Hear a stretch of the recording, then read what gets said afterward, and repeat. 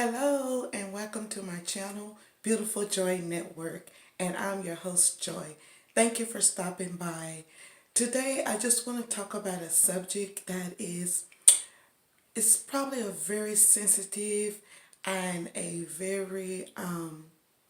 a very deep subject, but I feel like if I tell my story, it will help someone else, someone that has been silent and haven't been able to voice out and speak and open up and tell someone what they have went through, what they have been through, what has happened to them. My subject today is going to be about being molested by my elder brother. When I was growing up, I remember earlier on in my life that this particular brother, from the age I was like 3 or 5 years old, I can remember he had a very nice car. This particular brother is much older than me. So when I was actually born, he was probably like 16 years old. And so, according to the story that my mom told me, is that when she was 7 months pregnant with me, is that one particular day he did something, and so my mom was chasing him through the house. She wanted to spank him or whatever, and so he ran out of the house to prevent my mom from spanking him. And so as she ran behind him, she ended up falling off of the step of the house, off of the stairs of the house, outside. And so she ended up, I think she had to go to the hospital or whatever. But I'll let you know now I know that it's like the enemy was attacking me after me, even as I was in my mother's womb, because he used my brother to try to attack me when I was in my mother's womb. But I'll proceed on. So, when I was around the age of 10 years old, it's like he started to where he would always find a space to where it would just be like me and him alone in the house or whatever.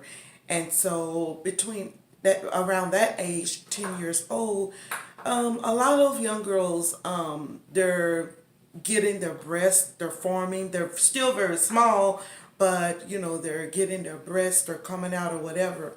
And so he started touching me. And so he would like touch my breast. He would try to put his hand in my private parts or whatever. And I would try to fight him off and tell him, no, stop, that I'm going to tell my mom. And so he would leave me alone. But every time it's like he would, eventually find a way where he would corner me or whatever when it was just me and him alone, and he would proceed to do that. Now, this happened between the age of 10 and 14 years old.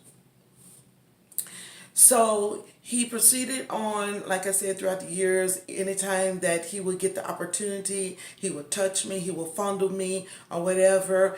And when I got to the age of probably 12, I will never forget, he tried to kiss me.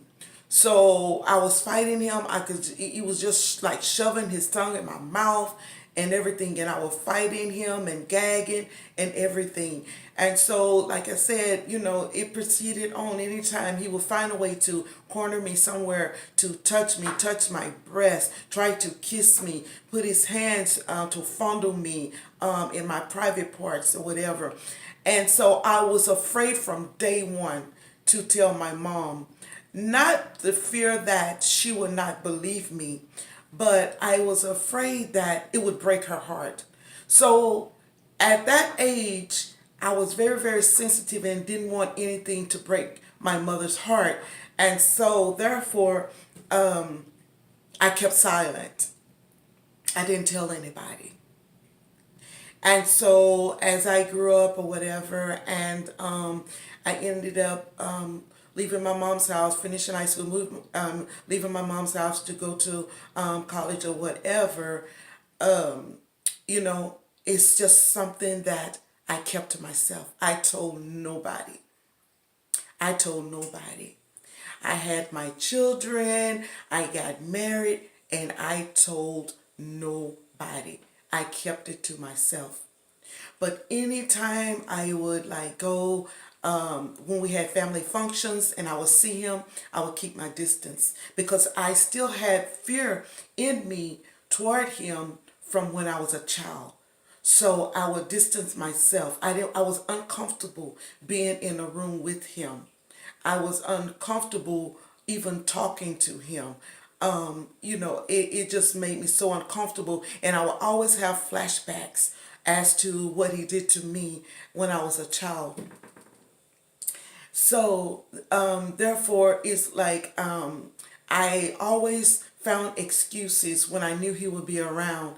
Most of the time I was trying to find excuses that, oh, I can't come, I can't make it in family function. I would try to avoid going because I didn't want to be around him. And that's another thing also too. My mom and my older sister, I think they couldn't understand why it's like I would distance myself from him and I didn't care being in his presence, or whatever. They didn't figure it out, but they could understand why I felt like that, toward him. And like I said, when I became an adult, I had my kids, got married, everything. I never told anybody. I kept it to myself or whatever. And finally, in 2005, I broke the silence. I broke the silence, and well, let me rewind. Prior to me breaking the silence, any relationship that I was in with a man, I had anger issues. I had anger issues to where if I would have a disagreement or argument with any man that I was in the relationship with, it's like I felt like I had to get them before they get me. Meaning that when the argument may became heated or whatever, I would lash out. So I would like get my defense up like I'm ready to fight or whatever because I'm going to get you before you get me. So I had anger in me toward men because of what my brother did. Okay.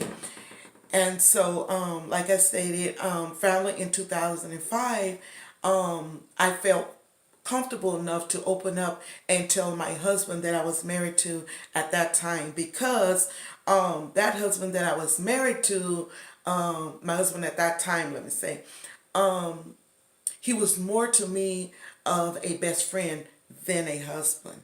So I felt comfortable opening up and sharing with him my past and what I went through as a child.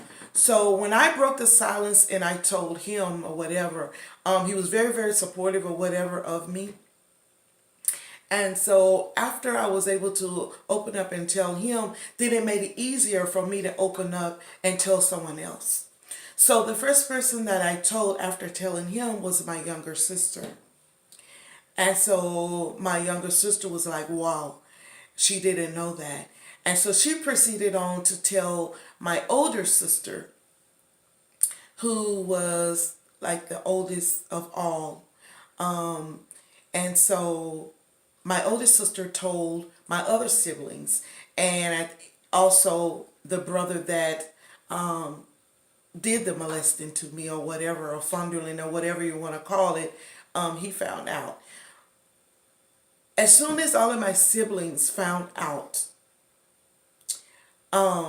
what happened to me as a child, it seemed like they distanced themselves from me. And that is the honest truth. It's like no one would call me. Even during holidays, I wouldn't get any Christmas card. No one would call me. No one would come to visit me. And so I noticed that. And so I just distanced myself from them. And so I felt like they felt as though maybe I was lying. I felt like they felt like maybe I was trying to bring shame to the family. And so no one reached out to me as far as like, oh, this what you went through? We're so sorry. No one reached out to me in that manner at all. And so now we're in 2018, and still today, I don't hear from my siblings. Every now and then they might tell my younger sister, oh, please, can I have her number? I've given it to them. My mailing address that they have has been the same. So, you know, I don't know. But I felt like, they disconnected themselves from me. That's the way I feel. I could be wrong. I mean, but it's evidence there. So I don't really know. I remember my older sister, when she came into town one time for my niece's graduation, and we were all sitting around the table having the celebration dinner for my niece's graduation, and she looked at me and she told me, she said, Joy, you need to learn to forgive. And that hurt me so bad because I felt like it was that she was telling me that I hadn't forgiven my brother for what he did. But I was like, why would she say that? And she never came to me and say, so this is what happened to you. I'm so sorry. She just said, I need to learn to forgive. And that got me so, so bad.